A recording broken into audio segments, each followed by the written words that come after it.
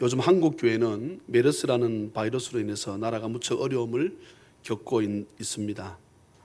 경기도에서 시작된 메르스가 병원과 조금 더 띄우세요.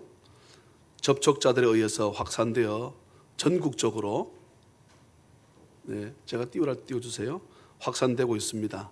사실 메르스에 대한 이해가 없었기 때문에 심각하지 않게 생각하다가 어쩌면 초기 대응에 실패한 것이 화근이 되어서 이제 전국적으로 확산되고 있는 것입니다. 메르스에 대한 공포가 점점 더 커지고 있는 이유는 갈수록 증상이 악화되고 있다는 점과 지역 감염으로 확산되고 있기 때문입니다.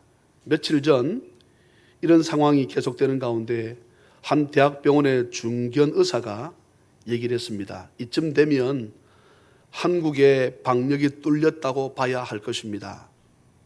방역이 뚫리면 그 다음은 개인 위생과 치료에 의존할 수밖에 없습니다.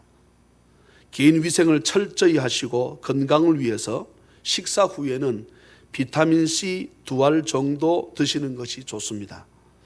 가급적 열이 많이 나는 사람과 접촉을 피하고 외출을 줄이시기 바랍니다 라고 말했습니다. 내용을 들어보면 별다른 내용이 없다고 생각할 수 있습니다. 기본기에 충실하게 개인 위생을 관리하는 것이 가장 큰 예방법이라는 것입니다. 알려지지 않은 바이러스를 퇴치하는 방법이 이렇게 단순하다는 사실이 조금은 어이없다고 우리가 느끼실 수 있습니다. 그렇지만 감사한 것은 메르스로 입원했던 상당수의 사람이 정상적으로 퇴원을 하고 있으며, 또 지난주 매스컴에서 메르스가 한풀 꺾였다고 해서 수많은 사람들이 야외로 또 놀러 나간 것을 방송을 통해서 비춰주었고, 이 모든 것이 하나님의 은혜임을 믿습니다. 제가 계산을 내봤습니다. 우리나라 5천만 잡으면 10분의 1이 걸렸다면 얼마가 걸린 것입니까? 500만 명입니다. 잘 계산해 보세요. 저도 이제 이 숫자를 잘 계산해 봐야 됩니다. 5천만 명, 우리 대한민국에서 5천만 명 넘어섰는데요. 5천만 명에서 10% 걸렸다면 500만 명입니다. 그럼 1% 걸렸다면 몇만 명입니까? 50만 명이지요. 어렵지 않습니다. 지금 제가 수학을 별로 못하는 목사인데 어렵지 않으니까. 5천만 명에서 10%는 얼마입니까? 500만 명이지요. 거기서 1%는 얼마입니까? 50만 명입니다. 0.1%는 얼마입니까? 5만 명입니다. 그러면은 5천 명은 몇 퍼센트입니까? 0.01%입니다. 우리나라 지금 걸렸다고 병원에 입원해 있는 사람이 2,500명쯤 됩니다. 0.01%의 절반입니다. 그럼 몇 퍼센트입니까? 0.005%. 그런데 죽은 사람이 25명 정도 돼요. 그러면 5천만 명, 500만 명, 50만 명은 1%가 그랬습니다. 50만 명이면 1%. 잘 계산 좀 도와주셔야 됩니다. 50만 명 1%. 5만 명이면 0.1%. 5천 명이면 0.01%, 0.01%. 그 다음에 500명이면 0.001%. 그 다음에 거기서 또 50명이면 0.0001%. 거기서 25명 죽었으니까 절반 나누게 되면 0.00005%입니다. 우리 한국 사람으로서 숫자가 카운트 할 필요도 없는 숫자예요. 하루에 교통사고로 죽는 사람이 더 많습니다. 이것은 아까 집사님의 기도처럼 전혀 믿음이 없는 사람들이 하는 얘기지 우리한테 전혀 문제가 될 수 없어요. 몇 퍼센트라고요? 0.00005%가 죽었습니다. 자꾸만 매스컴에서 사람들을 그렇게 어려운 길로 몰아가는데 제가 볼 때는 옳지 않습니다. 오늘 제가 성도님들과 말씀을 나누려는 것은 메르스 이야기가 아닙니다. 동성애에 관한 말씀을 드리려고 합니다. 동성애는 먼 이웃 나라의 이야기가 아닙니다. 2015년 6월 9일 지지난주 서울에서 대규모 동성애 축제를 준비하고 각국 대사관 직원들과 많은 외국인들에게도 동성애 축제를 홍보하였습니다. 청계천 광장에서 동성애 반대 집회를 준비하던 한국 기독교회는 행사를 메르스로 인해서 취소했습니다. 동성애라는 말을 인권이라는 이름으로 위장해서 한국 사회 전반에 확산시키려고 하는 악한 음모가 시작되었습니다. 한국 기독교의 모든 총회는 이런 사실에 대해서 성경적인 관점을 가지고 접근해서 오늘 전국교회가 동성애 반대를 위한 한국교회 모두가 동성애를 하나님 말씀에 위배되어서 하나님의 진노를 살 수밖에 없다는 말씀을 가지고 준비하자고 하며 예배를 드리고 있습니다. 축구에서 공격이 최선의 수비다라는 말이 있습니다.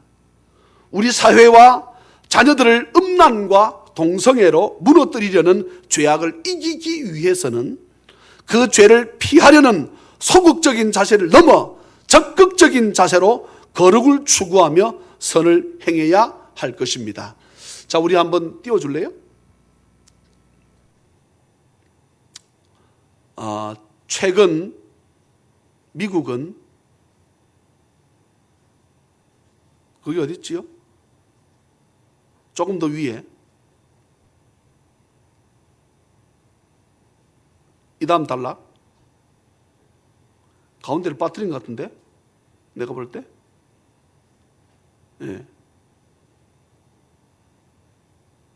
가운데를 제가 늦게 해줘서 그럴 수 있습니다. 최근 미국은 제가 지난주에 설교를 했지요. 전국 50개 주에서 37개 주가 허용을 했습니다. 그리고 바로 어제 미국은 연방정부 연방법원에서 동성애를 합법화, 쉽게 말하면 미국 전체가 동성애를 허용하고 말았습니다. 미국 전체 주가 동성애를 인정하고 말았습니다. 그 말은 미국 교회 전부가 동성애를 인정했다고 해도 틀리지 않습니다. 미국은 동성애 목사들도 있습니다.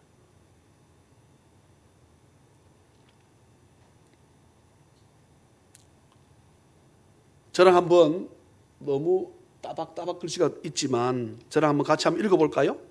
저랑 같이 한번 읽습니다. 한번 무너지기 시작한 시작. 한번 무너지기 시작한 미국은 과거 130년 전 한국 땅에 복음을 전파해 준 선교 강국으로서의 위상도 기독교 국가로서의 정체성도 점점 상실해 가고 있습니다. 메르스처럼 알려지지 않은 바이러스가 아니라 하나님께서 창조하실 때부터 정해주신 질서를 뻔히 알면서 깨고 있는 것입니다. 그만. 오바마 대통령이 얘기를 했습니다. 어느 나라에 대해서 너희들이 동성애에 반대하는 법을 정하면 우리가 너희들에게 도와줬던 4조 원 달러를 도와주지 않겠다. 대통령이 얘기를 했습니다. 너가 오바마 다시 너희들이 동성애를 허용하지 않겠다라고 하게 되면 우리나라에서 미국에서 너희 나라에 계속 보조해줬던 엄청난 돈을 하지 않겠다라고 하니까 이 나라가 뭐라 했겠습니까? 우리는 미국이 보조해줘서 우리가 지금까지 살아있는 것이 아니고 우리는 지금 하나님의 은혜로 살아가고 있기 때문에 이것을 합법할 수 없다. 이렇게 정했습니다. 자, 계속 읽습니다. 이러한 때 시작. 이러한 때 우리 그리스도인은 정말 깨어 있어야 할 것입니다. 그리고 모든 교회가 함께 연합하고 뭉쳐야 합니다. 그리고 한 목소리를 내야 합니다. 미국 교회도 한 목소리를 내지 못하다가 결국 동성애법을 다 허용해 버렸습니다. 미국을 오늘의 위기로 몰고 간 것은 미국이 가치 파괴, 도덕 파괴를 방관했기 때문입니다. 다시 말하면 가족을 소중하게 여기는 삶, 기독교라는 하나님의 가르침을 따라 사는 높은 도덕적 삶의 가치를 포기했기 때문입니다. 차별금지법이라는 명목으로 성소수자를 보호하자는 명분으로 동성애법을 통과시키려고 하는 움직임이 국회를 비롯한 사회 각 곳에서 이루어지고 있습니다. 교회는 죽기 살기로 동성애법을 막고 반대해야 합니다. 그렇다고 해서 우리가 동성애자들을 증오하고 저주하자는 말이 아닙니다. 동성애자에 대한 진정한 인권과 사랑은 동성애를 인정하는 것이 아닌 동성애의 실체를 바로 알려주고 동성애가 잘못된 것임을 인정하고 치유되고 회복할 수 있도록 돕고 섬기는 것입니다. 예수님께서는 간음하다가 현장에서 잡힌 여인이 돌에 맞아 죽도록 그냥 내버려 두지 않으셨습니다. 하지만 거기서 끝나지 않으시고 다시는 죄를 범치 말라고 말씀하시며 간음이 죄인 것을 명확하게 지적하시고 죄를 짓지 말도록 권고하셨습니다. 우리는 동성애 자체는 반대하고 배척해야 합니다. 기도하면서 마음을 모으고 힘을 합하여 동성애와 소수차별금지법의 독소 조항을 반대해야 합니다. 왜 그렇습니까? 잠시만요. 동성애법을 인정하면 동성애법에 따른 다른 법을 만들어야 됩니다. 제가 저번에 뭐라 말했습니까? 학문으로 선교하는 법도 괜찮다. 짐승과 잠을 자는 것도 괜찮다고 이 자체도 밀고 들어온다 그랬습니다. 짐승과 소와 돼지와 개와 사람이 같이 섹스를 하겠다는 거예요. 이 법이 밀고 들어오겠다는 것입니다. 동성애법으로 끝나는 게 아니에요. 그러면 여러분, 미국이 점점 망해져 가고 있다고 말합니다. 그러면 한국도 망합니다. 한국도 결국 망해요. 그래서 교회가 이것을 누가 좋다 합니까? 가톨릭 좋다 그럽니다. 괜찮다고 합니다. 절에서 좋다고 합니다. 기독교를 제외하는 모든 것은 다 좋다고 합니다. 왜요? 이 세상이 전부니까. 이 세상에 즐길 수 있을 만큼 즐기다가 죽자는 것이거든요. 그들의 생활 방법이에요. 여러분, 이것은 있을 수 없습니다. 누구도, 우리 학생들도 가만히 있지만 다 따라 읽어야 됩니다. 목사님이 아까 기도할 때 그런 말을 했지요. 부모님이 학교 보낼 때 그런 말 합니다. 오늘 선생님 말씀 잘 들어라. 그럼 교회 가면 누구 말씀 잘 들어야 돼요? 목사님 다 안 해요. 누구 말씀 잘 들어야 돼요? 목사 말씀 잘 들어야지요. 예. 목사가 제가 가까운데 야 미산 절에 가자. 오늘 절에 가서 불도 닦자 하면 모를까? 그 외에는 목사님 말씀에 순종하는 것이, 여러분 하나님 말씀 순종한다. 누구한테 순종하는 겁니까? 목사님 말씀에 순종하는 거지요. 예. 그러니 제가 지난주 헌금의 내역을 보았습니다. 감사 예물도 중요하지만 주일날 주님 앞에 주일 예배로 헌금을 드리는 것이 옳다라고 했더니 대부분 성도들이 그렇게 하셨습니다. 예. 우리 찬양의 가족들은 복을 받을 것입니다. 꼭 기억하십시오. 예. 목사님이 하자고 하는 대로 11조를 드리세요. 복을 받습니다. 해서 복을 받지 못하면 저한테 와서 그동안 드렸던 11조만큼 내가 손해봤다. 난 저한테 찾아오세요. 이제 그래서 갚겠습니다. 예. 성경이 말씀하시는 거지 않습니까? 자, 계속 읽습니다. 그 이유는 시작. 첫째, 동성애는 하나님 앞에서 범하는 죄이기 때문입니다.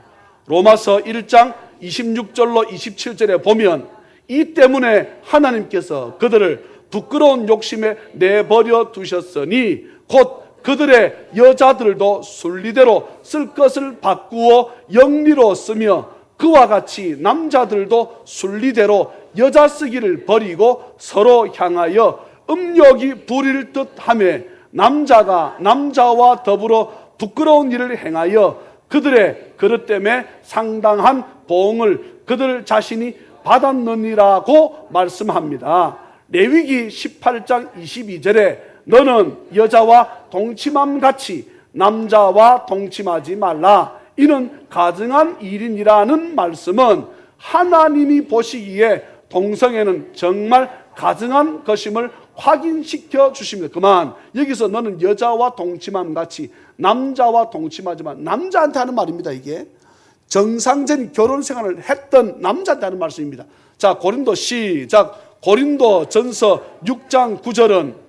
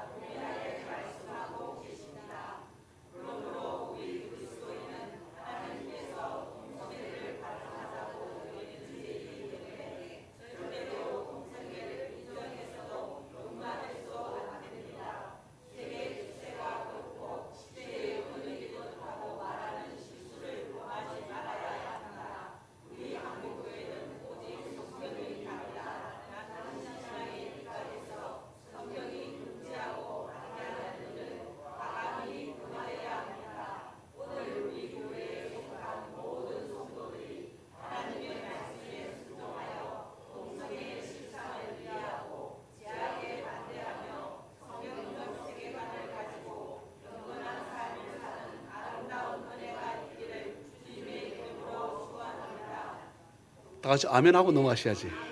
다 같이 아멘. 예, 오늘 설교 재밌습니다. 그죠? 네. 저는 좀 쉽고 편한데 계속 읽습니다. 시작.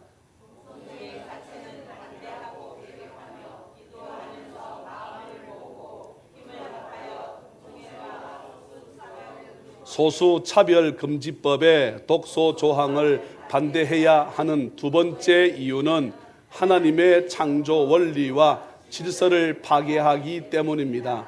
일반적으로 동성애 본능은 태어날 때부터 동성애를 하도록 하는 DNA를 갖고 태어났다고 말합니다. 그리고 그것을 가지고 합법화하여 동성애자들을 유약하고 연약한 존재로 포장합니다. 하지만 그것은 정보입니다. 1993년에 미국의 해머 연구팀은 동성애자들의 염색처를 분석하였습니다. 그런데 그 유전자 중 다혈질 유전자인 XQ28이 동성애의 본능과 욕구를 일으킨다고 발표했었습니다. 물론 이 해머 역시 동성애자였습니다. 그래서 해머 박사의 연구 결과에 대해서 동성애자들이 얼마나 확신을 가지고 행복해했는지 모릅니다. 바로 이 결과로 일반인들에게 동성애는 유전자 때문이며 이 유전자 때문에 어쩔 수 없이 본인의 의지나 감정에 관계없이 운명적으로 할 수밖에 없다는 인식을 심어 놓았습니다. 그러나 캐나다의 라이스 박사 연구팀은 해머보다 더 많은 동성애자들을 대상으로 해서 XQ28 염색체 안에 존재하는 유전자, 수도 세포로 말합니다. 세포 유전자들을 더 광범위하고 더 구체적으로 분석을 했습니다. 그 결과 그 해머 박사가 연구한 결과가 거짓이었고 완전히 잘못되었다는 것이 드러나고 말았습니다. 그래서 라이스 박사 연구팀은 XQ28이 동성애와 전혀 관련이 없다고 결론을 내렸습니다.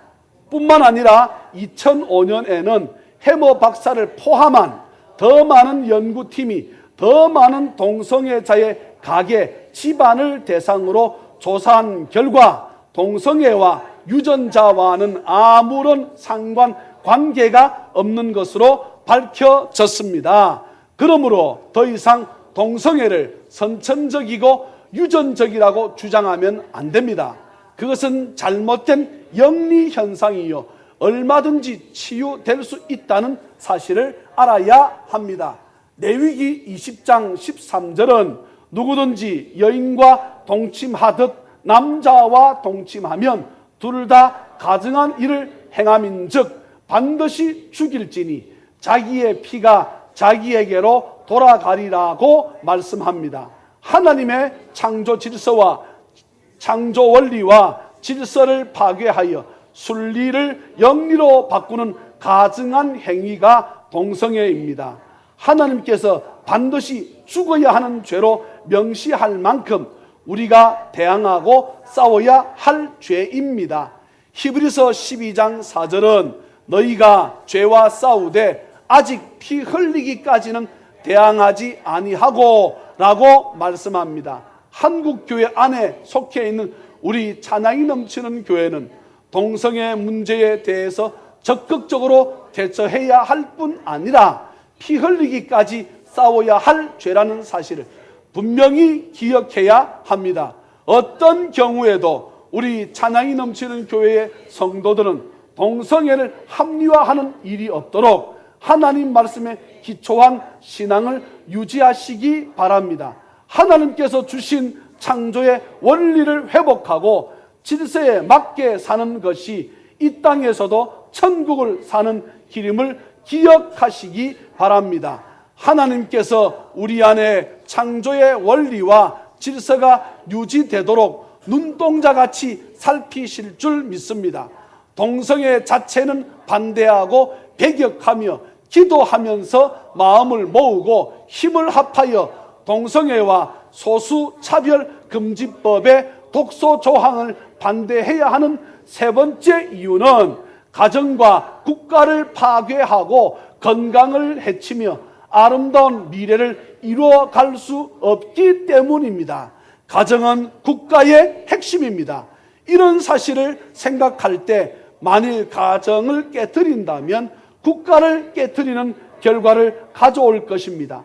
동성애가 가정을 파괴하기 위해서 사용하는 방법은 여러 가지입니다. 그중 가장 대표적인 방법이 성문란을 조장하는 것입니다. 젊은 층들로 하여금 섹스에 대한 부담을 약화시키고 미화시킬 뿐만 아니라 섹스는 어떻게 하든 즐거운 것이라고 조장합니다. 그런데 방법적인 제재를 가하지 않는 동성애가 가지고 있는 가장 큰 문제는 에이즈의 발병원이라는 사실입니다. 우리나라에만 해도 에이즈 환자가 10,000명이 넘는데 대부분 동성애자들 때문에 걸린 것입니다. 이런 추세라면 몇 년 후에는 수만 명으로 번져버릴 수 있습니다. 정부에서는 세금으로 그들의 치료비를 지원하고 있습니다. 정부에서는 동성애자들의 인권은 존중해줘야 하겠지만 이들을 선도하고 치료하려는 시도도 함께 병행해야 합니다. 자, 그중 혜진아 읽어야 된다. 서준 다 앞에 보십시다. 앞에 보고 같이 읽습니다. 목사님 설교예요. 예. 자, 이 다음 단락 넘겨주세요. 이 다음 단락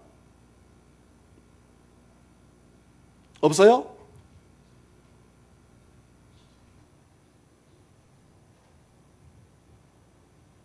자, 그러면 없습니까? 제가 너무 늦게 이것을 줘서 그럴 수 있을 것입니다. 지금 4분의 3을 읽었거든요.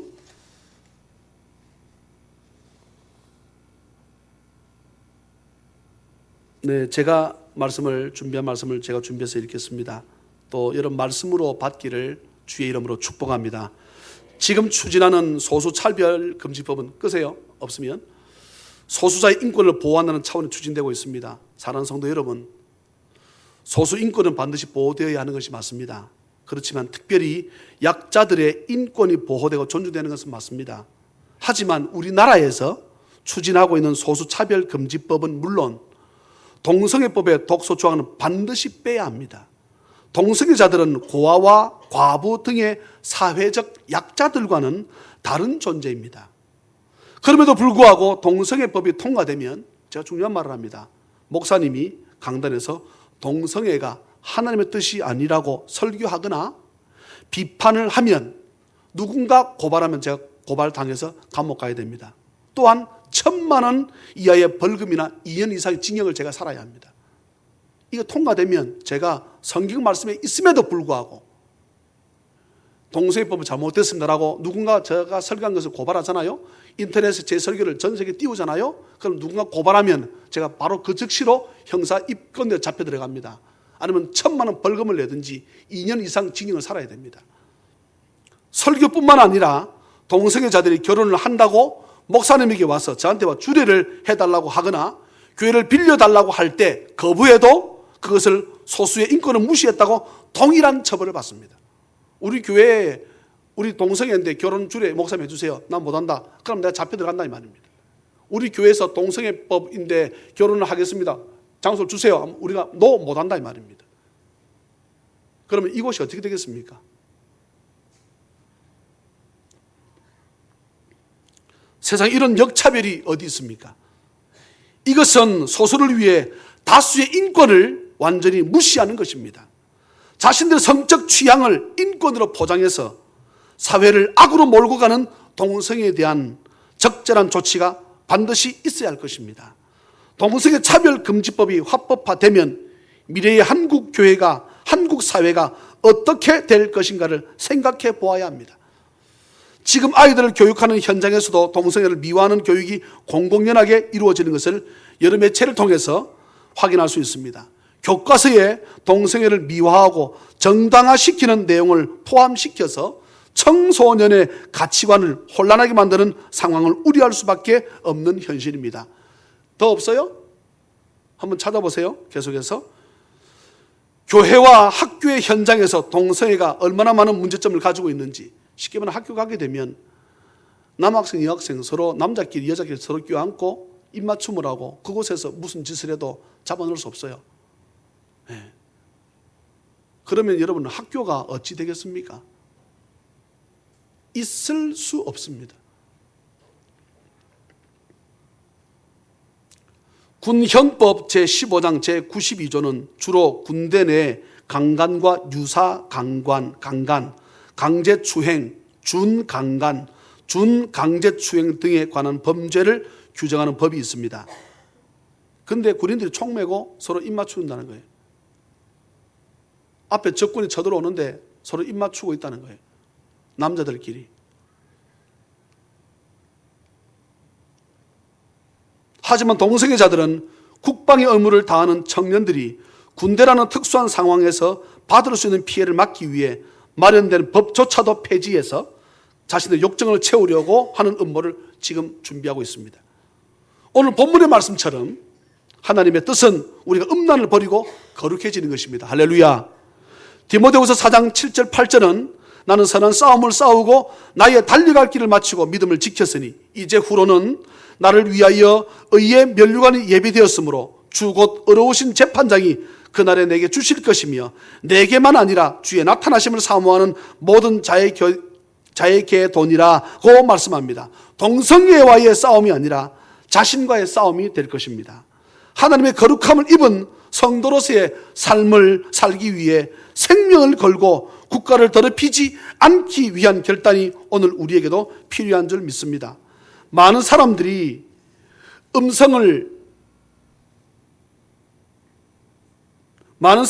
주님의 음성을 듣기를 원하고 오직 한 가지 여호와의 아름다움을 바라보는 것만을 원합니다. 그러나 그러기 위해서는 히브리서 12장 14절에 모든 사람과 더불어 화평함과 거룩함을 따르라. 이것이 없이는 아무도 주를 보지 못하리라는 말씀처럼 거룩함을 따라야 합니다. 화평함은 단지 사람들과 대항하지 않는 것을 의미하지 않습니다. 죄와는 반드시 싸워야 하며 생명을 걸어야 합니다.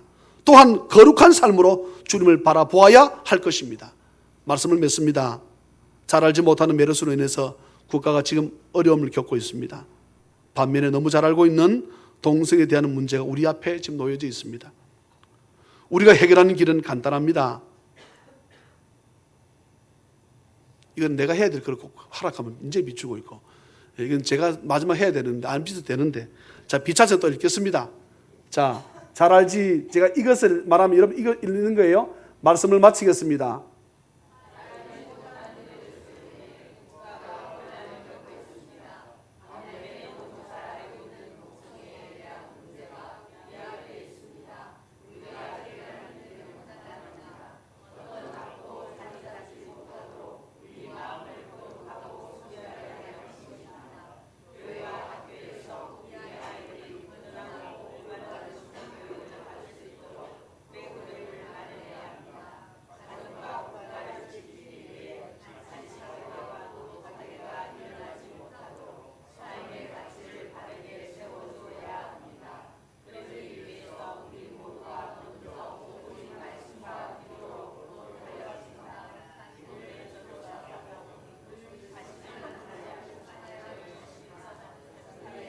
스토 맞춥시다. 우리의 시작.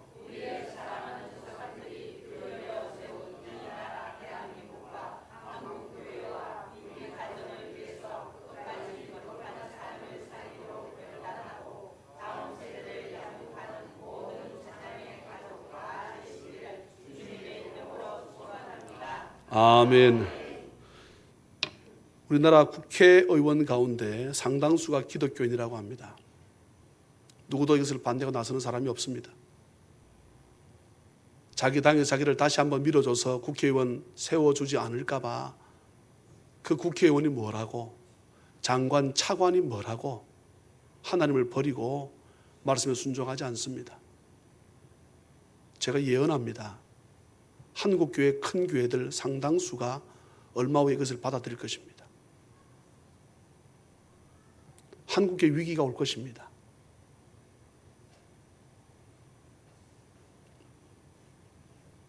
우리가 어떤 믿음의 삶을 살아야 천국 가는지, 이 세상 여러분 결코 이 세상이 다가 아님을 우리 잘 알지 않습니까? 금방 지나갈 것입니다. 우리 인생, 육신의 삶의 인생은 늘 고생과 수고하는 이 육신의 인생,